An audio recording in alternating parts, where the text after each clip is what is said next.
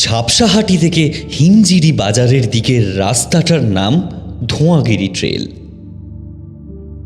এই রাস্তার চারিদিকটা এতটাই নিস্তব্ধ যে মনে হয় রাস্তার উপর নেমে আসা নীরবতাকে হাত বাড়ালেই ছুঁয়ে ফেলা যায়। এই রুটটা একেবারেই নতুন, তাই এখানে যানবাহনের চলাচল এখনো পুরোপুরি জমে ওঠেনি। কেবল দুটি মাত্র বাস এই পথে ভিন্ন সময় যাতায়াত করে। প্রথম বাস ভোর 5টায় ঝাপসাহাটি স্টপেজ থেকে রওনা দিয়ে 5 ঘন্টা পর হিমজিরি বাজারে এসে পৌঁছয়। আবার রাত 12টায় একটি বাস ঝাপসাহাটি থেকে হিমজিরি বাজারের দিকে আসে। এই রাস্তার ঠিক মাঝামাঝি একটি বাঁক আছে, এর নাম কালতরাই টার্ন। আজ আমার গল্পটা শুরু হচ্ছে এখান থেকে।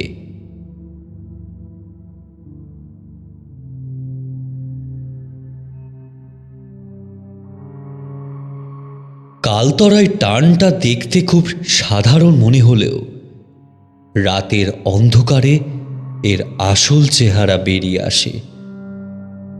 ধোঁয়াগিরি ট্রেল ঠিক এখানে এসে হঠাৎ তীক্ষ্ণ কোণে বেঁকে গেছে।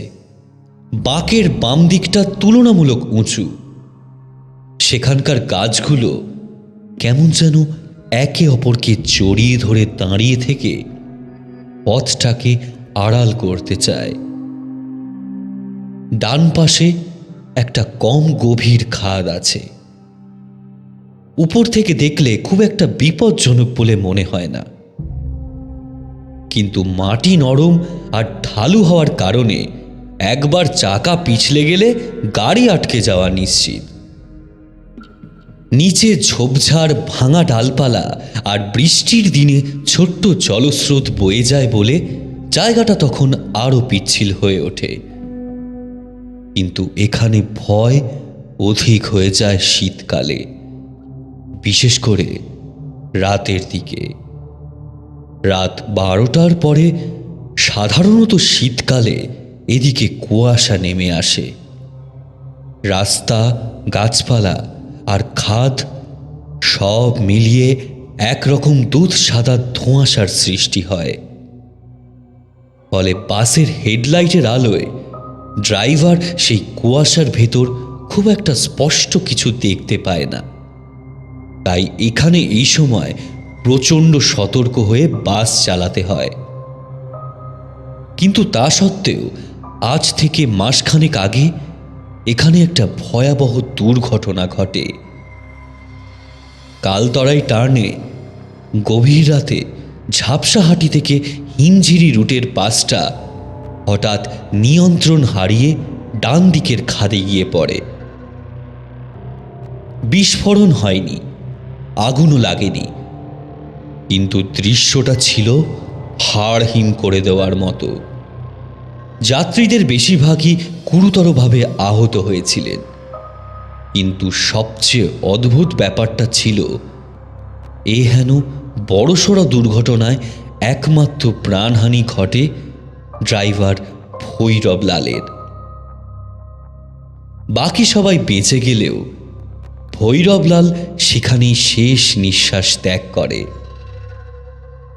আর এই ঘটনার পর থেকেই কালতরাই টার্নের বাতাসে এক অস্বাভাবিক অলৌকিক ছায়া ভাসতে শুরু করে। দুর্ঘটনার পরে দিনের বেলা এই জায়গাটা স্বাভাবিক থাকলেও রাতে বাস যখন এই পথে আসে তখন টার্নেই দেখা যায় ড্রাইভার ভৈরব লালকে। কখনো সে সোজা বাসের সামনে দাঁড়িয়ে থাকে, কখনো তাকে কোনো যাত্রী জানালার বাইরে ঝুলতে দেখে, আবার কখনো বা রাস্তার ধারে দাঁড়িয়ে এক অদ্ভুত হাসি মেখে বাসের দিকে তাকিয়ে থাকে। ভৈরব লালের পরে যে ড্রাইভার এই বাস রাতের দিকে চালায় সে প্রায় রোজই এই টার্নে এসে হেডলাইটের আলোয় বাসের সামনে ভৈরব লালের ক্ষতবিক্ষত শরীরটা দেখতে পায়। সে যেন কুয়াশার মধ্যে নিস্তব্ধ জ্বলন্ত দৃষ্টি ফেলে ভয়ঙ্কর ভঙ্গিতে তাকিয়ে থাকে বাসের দিকে। কিন্তু সামনে যেই আসুক, ড্রাইভার এই টার্নে বাস থামানোর ঝুঁকি নেয় না।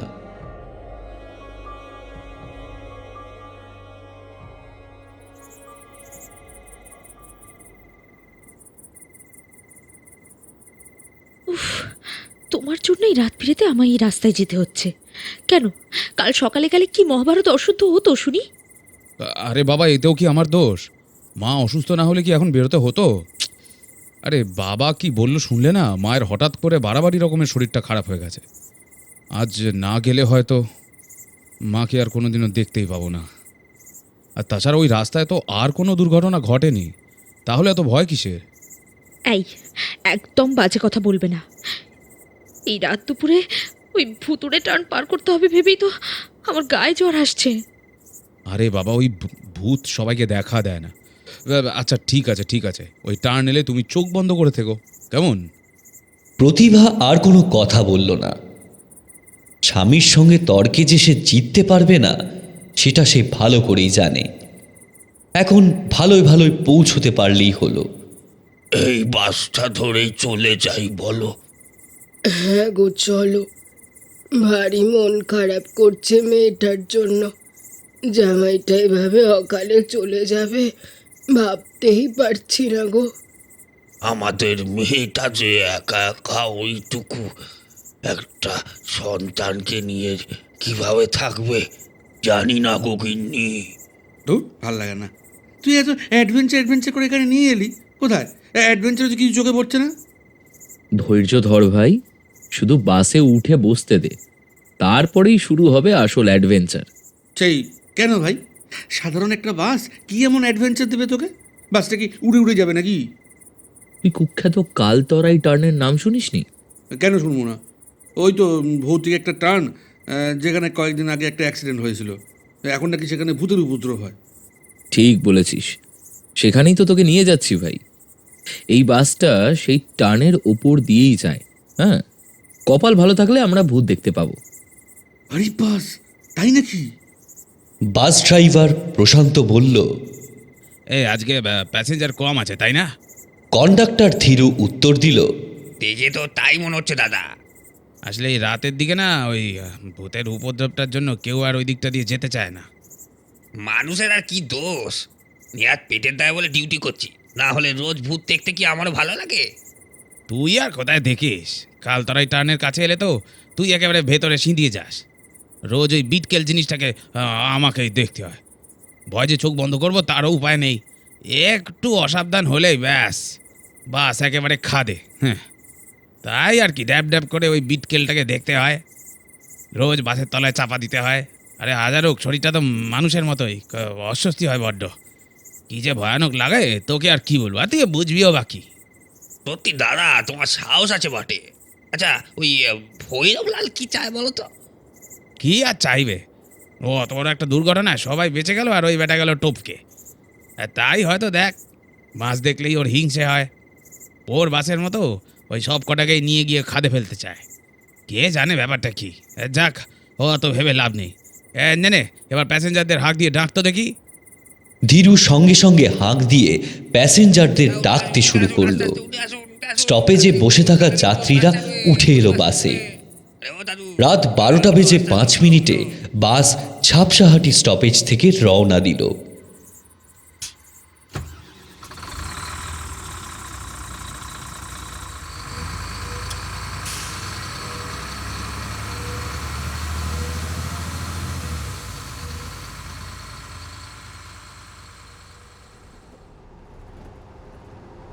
শীতের রাত নেমেছে গা ছমছমে নীরবতা নিয়ে। বাসটা হু হু করে এগিয়ে চলছে ধোঁয়াগিরি ট্রেলের সরু পথ ধরে। হেডলাইটের আলো কুয়াশার ভেতর ঢুকে চারিদিকে সাদা ধোঁয়ার সৃষ্টি করেছে। বাসের ভেতরে 6 জন যাত্রী নিজেদের মধ্যে বসে আছে। ঠান্ডা এতটাই বেড়েছে যে সবাই নিজেদের জানালার কাঁচ বন্ধ করে দিয়েছে।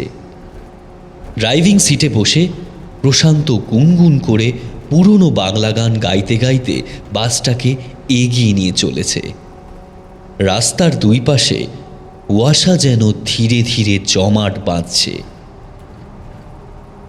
এভাবে চলতে চলতেই বাস এগিয়ে যায় সেই জায়গার দিকে যেখানে ধোঁয়াগিরি ট্রেল আচমকা বেঁকে নেমে গেছে, অর্থাৎ সেই কুখ্যাত কালতরাই টার্ন এখন আর বেশি দূরে নেই। এই কথা বুঝতে পেরে ধীরু দ্রুত বাসের ভেতরের দিকে সরে গেল। যাত্রীরাও নিঃশব্দে সোজা হয়ে বসে পড়ল। কেউ আর জানালার দিকে না তাকিয়ে মাথা নিচু করে রইল। প্রশান্ত নিজেকে শক্ত করে নিল। এই মোড়ে পৌঁছানোর সময় যে ভয়ঙ্কর দৃশ্যটি সে দেখতে পেতে চলেছে সেটার জন্য নিজেকে রোজই সে প্রস্তুত করে নেয়। কিন্তু অবাক কাণ্ড, আজ ভৈরবলালের বিকৃত ছায়ার সম্মুখীন তাকে হতে হলো না। প্রশান্ত থমকে গেল, অবাকও হলো, আবার মনে মনে কোথাও যেন একটু স্বস্তি অনুভব করল। বাস কালতরাই টার্নে এসে নির্বিঘ্নে খুব স্বাভাবিকভাবে ঘুরে গেল। প্রশান্ত ধীরে ধীরে সবে স্বস্তির একটা নিঃশ্বাস ফেলল। কিন্তু ঠিক তখনই বাসটা হঠাৎ প্রবল ঝাঁকুনি খেল। হুড়মুড় করে বাসের সকলেই তুলে উঠল। কারো কারো মুখ থেকে চাপা আর্তনাদ বেরিয়ে এলো। বাসটা হঠাৎ ভীষণ শব্দ করে থেমে গেল টার্নের মুখ বরাবর। প্রশান্ত সঙ্গে সঙ্গে চাবি ঘুরিয়ে বাস স্টার্ট করার চেষ্টা করল। একবার, দুবার, তিনবার, কিন্তু কিছুই হলো না। ইঞ্জিন শুকনোভাবে কর্কশ আওয়াজ তুলল। তারপর আবার সব চুপ। অগত্যা প্রশান্ত একটা টর্চ হাতে নিয়ে বাস থেকে নামল। হাত পা ভয়ে ঠান্ডা হয়ে এলেও সে ভালো করে বাসটাকে পরীক্ষা করল। তারপর পুনরায় ড্রাইভিং সিটে উঠে এলো। ওর মুখ গম্ভীর, চোখে নেমেছে অস্বস্তির ছায়া। শান্ত গলায় ধীরুকে বলল, বাইরে কোনো সমস্যা তো চোখে বললো না, কিন্তু এমন একটা জায়গায় হঠাৎ বাস থেমে গেল কেন বুঝতে পারছি না। এই, যাত্রীদের মুখেও স্পষ্ট আতঙ্ক দেখা গেল। কেউ কোনো কথা বলল না, চুপ করে একে অপরের দিকে তাকিয়ে রইল। কালতরাই টার্নে দাঁড়িয়ে থাকা এই বাসটার ভেতর যাত্রীদের মধ্যে চাপা আতঙ্ক ক্রমেই বাড়তে লাগলো। এমন সময় বৃদ্ধ হঠাৎ নিজের সিটের জানালাটা ঠেলে খুলে বাইরে মুখ বার করলেন। ঠান্ডা বাতাস ঝড়ের মতো তৎক্ষণাৎ বাসের ভেতরে ঢুকে পড়ল। মৃদুল চিৎকার করে উঠল, ও দাদু, এটা কি করছেন? জানলাটা বন্ধ করুন। জানেন না এই জায়গাটা ভূতের ভয় আছে? এখন বাসের জানলা দরজা খোলা ঠিক হবে না। বৃদ্ধ হাঁপাতে হাঁপাতে বললেন, রাগ করো না বাবা, আসলে বন্ধ জায়গায় আমার খুব কষ্ট হয়। বাসটা চলছিল বলে এতক্ষণ খুব একটা কষ্ট হয়নি, কিন্তু বাস থেমে যাওয়ার পর একটু খোলা বাতাস না পেলে নিঃশ্বাস নিতে কষ্ট হবে বাবা। দাদু, আপনার নিঃশ্বাস নেওয়ার জন্য যে আমাদের নিঃশ্বাস বন্ধ হয়ে যাবে। জানেন না এই রাস্তায় ভূতের উপদ্রব আছে? বৃদ্ধ অসহায় মুখে আরেকবার জানালার বাইরে মুখ বার করে এক গভীর নিঃশ্বাস নিলেন। তারপর জানালা বন্ধ করতে গিয়েই হঠাৎ তার হাতের অনামিকা থেকে সোনার আংটিটা খুলে বাসের বাইরে পড়ে গেল। বৃদ্ধ আঁতকে উঠে বললেন, সর্বনাশ, আমার আংটিটা যে পড়ে গেল। এতক্ষণ বৃদ্ধা চুপ করে বসেছিলেন। আংটি পড়ে গেছে শোনা মাত্রই তিনি বিরক্ত হয়ে বললেন, উফ, তুমি যে কি করো না, তোমায় নিয়ে আর পারা যায় না। এবার যে কি হবে। চিন্তা করো না, আমি আমি এক্ষুনি নেমে গিয়ে নিয়ে আসছি। এবারে ধীরু ব্যস্ত হয়ে বলল, আরে না দাদু, এটা করবেন না। এই জায়গায় বাস থেকে নামলে আপনার বিপদ হতে পারে। তাছাড়া গাড়ি এক্ষুনি চালু হয়ে যাবে। আপনি বরং জানালাটা বন্ধ করে ভেতরে বসে থাকুন। ওটা যে খাঁটি সোনার আংটি বাবা। ওটা আমার বিয়ের আংটি। ওটা আমাকে আনতেই হবে। তুমি চিন্তা করো না, আমি যাবো আর আসবো। সুরেশ হেসে বলল, দাদু, আপনার বুড়ো হাঁটুতে কত জোর আছে যে আপনি যাবেন আর আসবেন? তাছাড়া এত সোনা সোনা করছেনই বা কেন? সোনা গেলে তো আরো সোনা পাবেন, প্রাণ গেলে কি আর প্রাণটা ফিরে পাবেন? তার উপর আপনি তো মৃত্যুর চোখাটে পা দিয়েই আছেন। একটু কিছু হলেই ওপরে ডাক পড়বে। কি দরকার, বসে থাকুন না চুপ করে। এবারে আর সহ্য করতে না পেরে হঠাৎ অমল উঠে দাঁড়ালো। সে বলল, কাকু আপনি চিন্তা করবেন না, আমি এনে দিচ্ছি আপনার আংটিখানা। সুরেশ বিরক্ত হয়ে বলল, ওই আবার এক জগৎ পিতা এলেন। আরে বুঝতে পারছেন না এখানে ভূতের উপদ্রব আছে? আপনি নামলে আপনার বিপদ হতে পারে, আর সঙ্গে হয়তো আমাদেরও। ঝাপসাহাটির স্টপেজে আমি তোমাদের ঠিক পাশেই বসেছিলাম, তাই না চাইতেও তোমাদের কিছু কথা আমার কর্ণগোচর হয়েছে। তোমরা তো এখানে ভূত দেখতেই এসেছো, তাহলে এখন এত ভয় পাচ্ছ কেন? অমলের কথা শুনে সুরেশ আর মৃদুলের মুখ চুপসে গেল। ওরা আর কিছু বলল না। অমল দ্রুত বাস থেকে নেমে বৃদ্ধের জানালার নিচেই আংটিটা খুঁজে পেল। সেটা তুলে এনে সযত্নে বৃদ্ধের হাতে দিল। বৃদ্ধ কাঁপা গলায় অসংখ্য ধন্যবাদ জানিয়ে আংটিটা আবার আঙুলে পড়লেন। এদিকে প্রশান্ত তখনও মরিয়া হয়ে বাস স্টার্ট করার চেষ্টা করছে, কিন্তু কোনো ফল হচ্ছে না। এবারে সুরেশ একটা লম্বা হাই তুলে বলল, ধুর, আর কতক্ষণ এভাবে বসে থাকবো? একটু হালকা হয়ে আছি, বুঝলি? শোন, ওই লোকটা অপমান করেছে বলে বেকার বেশি সাহস দেখাতে যাস না। আরে সত্যি বলছি, হালকা হয়েই চলে আসছি। সুরেশ নেমে গেল বাস থেকে। কিছুক্ষণ পরে সেও আবার ফিরে এলো। বাস তখনও স্টার্ট নিচ্ছে না। প্রশান্ত ক্রমাগত চেষ্টা করে চলেছে।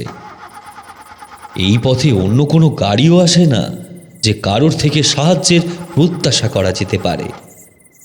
ইতিমধ্যেই প্রশান্তর কপালে ঘাম জমেছে। তাড়াতাড়ি কর। ধীরু বরাবর ওকে প্রশ্ন করছে, মন্তব্য করছে এবং যথাসম্ভব বকে বকে ওকে বিরক্ত করছে। এই রাজবিরাতে শেষমেশ বাস চালাতে না পেরে প্রশান্তর রাগ ফেটে পড়ল ধীরুর ওপর। বলল, এই তুই চুপ কর তো, তখন থেকে বক বক বক বক। দেখছিস তো এতক্ষণ ধরে চেষ্টা করছি, বেশি এত কথা বলিস কেন? সাহস থাকলে বাইরে গিয়ে দাঁড়িয়ে থাকবে, যা বাস চললে উঠে আসবি। ধীরু স্বভাবতই অল্পতেই রেগে যায়। প্রশান্তর কথায় উত্তেজিত হয়ে রাস্তায় দাঁড়িয়ে একটা বিড়ি ধরালো। শীত এখন আরো বেড়েছে। কুয়াশা ঘন হয়ে নেমে এসেছে। বাতাস বরফের মতো ঠান্ডা। দূর থেকে ভেসে আসছে শিয়ালের ক্ষীণ ডাক। এবারে প্রশান্ত অধৈর্য হয়ে উঠে জোরে চাবি ঘোরালো। হঠাৎ একটা কর্কশ শব্দ তুলে ইঞ্জিন গর্জে উঠল। প্রশান্ত উচ্ছ্বসিত হয়ে চিৎকার করল, ধীরু চলে আয়, বাস স্টার্ট হয়ে গেছে রে। ধীরু তড়িঘড়ি বাসে উঠে এলো। প্রশান্ত স্টিয়ারিং ধরতেই বাস ধীরে ধীরে সামনে এগোতে লাগলো। এক মুহূর্তে যেন হালকা স্বস্তির তরঙ্গ ছড়িয়ে পড়ল যাত্রীদের মুখে। সবাই ভাবল অবশেষে বিপদটা কেটে গেছে। বাস কিছুটা এগোতেই প্রশান্ত বুঝতে পারল কিছু যেন একটা ঠিক নেই। স্টিয়ারিং যেন ওর নিয়ন্ত্রণের বাইরে চলে যাচ্ছে। গাড়িটা নিজের মতো ছুটতে শুরু করেছে ঝড়ের বেগে। প্রশান্ত চিৎকার করে বলল, মনে হচ্ছে ব্রেক ফেল হয়ে গেছে রে। আরে বাস আর কিছুতেই কন্ট্রোল করতে পারছি না রে। কথাটা শুনে বাসের ভেতর হইচই পড়ে গেল। কি হবে এবার, কি হবে? ঠিক সেই সময় বাসের বন্ধ জানালাগুলো একটার পর একটা নিজে থেকেই খুলছে আর বন্ধ হচ্ছে। শীতল দমকা হাওয়া ঝড়ের মতো বাসের ভেতরে ঢুকে সবাইকে কাঁপিয়ে দিচ্ছে। প্রশান্ত মরিয়া হয়ে স্টিয়ারিং চেপে ধরে আছে।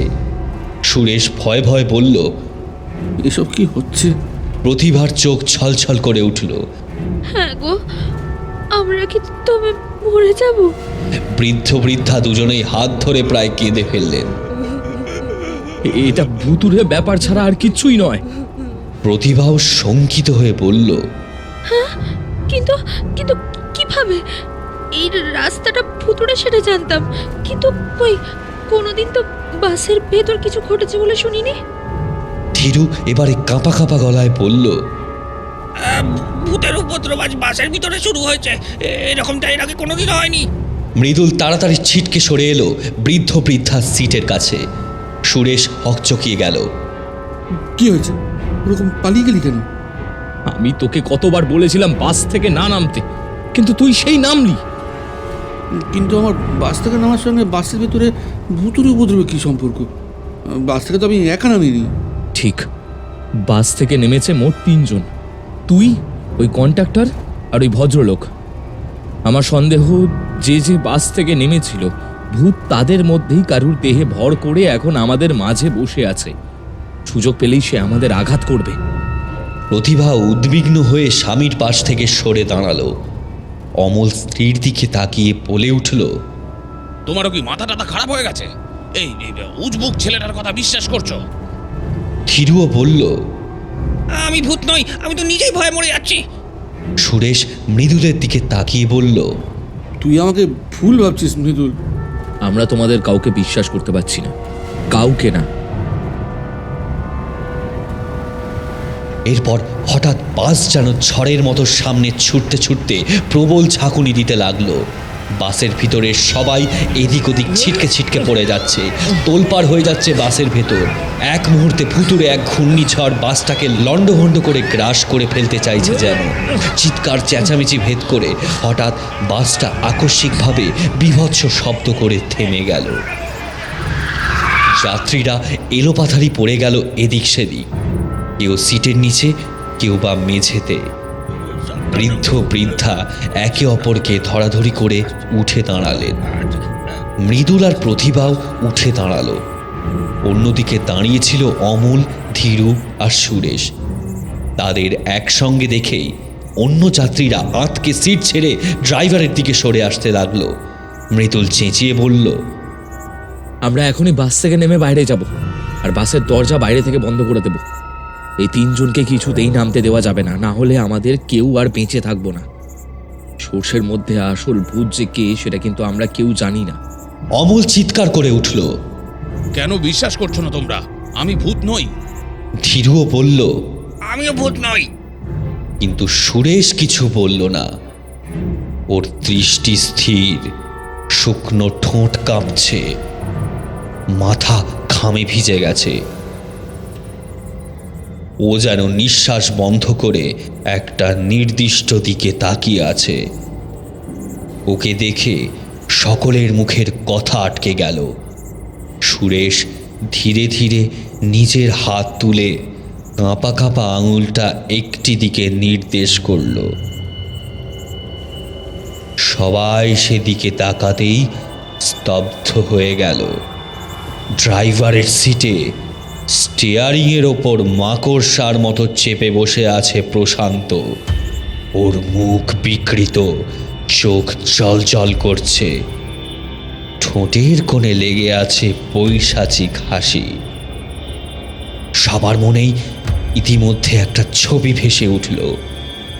বাস যখন প্রথমে হঠাৎ থেমে গিয়েছিল, তখন প্রথমবার বাস থেকে নেমেছিল প্রশান্ত নিজেই। তাহলে কি তখনই ওই ভৈরবলালের অতৃপ্ত আত্মা প্রশান্তকে বশ করেছে? প্রশান্ত গলা ফাটিয়ে খ্যাক খ্যাক করে হেসে বলল, সবাই আজ মরবে, সবাই মরবে। এই দুর্ঘটনায় ড্রাইভারও মরবে, যাত্রীও মরবে। সঙ্গে সঙ্গে একটা আলগা ঝড়ের ধাক্কায় বাসটা টার্নের মুখে খাদের দিকে উল্টে গেল। প্রত্যেকে চিৎকার করে উঠল। বাস সোজা কালতরাই টার্নের অগভীর খাদে গিয়ে পড়ল। খাদটা কম গভীর হলেও অদ্ভুতভাবে সঙ্গে সঙ্গে এক প্রচণ্ড বিস্ফোরণ হলো।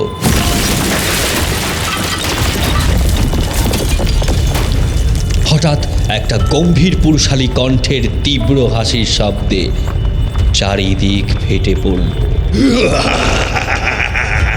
এই হাসি ভৈরব লালের। সে জানে এই বিস্ফোরণ থেকে ড্রাইভার বা যাত্রীদের কারোরই বাঁচার সম্ভাবনা নেই। এইবারে নিয়তির নোংরা খেলায় যে কোনো একজন নয়, সকলেই মরবে।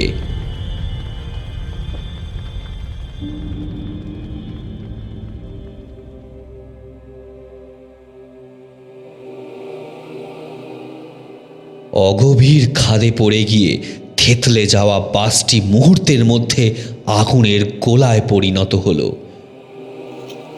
অভিশপ্ত রাতের গভীর নিস্তব্ধতায় বিস্ফোরণের পর আসা আগুনের লেলিহান শিখা যেন কালতরাই টার্নকে নতুন করে অভিশপ্ত করে তুলল। এই অন্ধকার রাতে এই কালতরাই টার্ন যেন নিজেই এক মৃত্যুপুরীতে পরিণত হয়েছে। কালতরাই টার্ন এবার একটি মানুষকে নয়, পুরো একটি দলকে একসঙ্গে গ্রাস করল। তবুও একটা প্রশ্ন থেকেই যায়, এই এতগুলো প্রাণ নেওয়ার পরও কি ভৈরবলালের আত্মা শান্তি পেল? যে ক্ষোভ তার মনে ছিল এই নির্মম প্রতিশোধের পর, তার ক্ষোভ কি মিটল? নাকি তার ক্ষুধা এখনো শেষ হয়নি? সেটা জানতে হলে আমাদেরও এক রাতে সেই রুটের বাসে উঠতে হবে। চুপচাপ জানালার পাশে বসে থাকতে হবে আর অপেক্ষা করতে হবে কালতরাই টার্ন আসার। সাহস কি হবে আপনাদের? অবশ্যই ভেবে দেখবেন।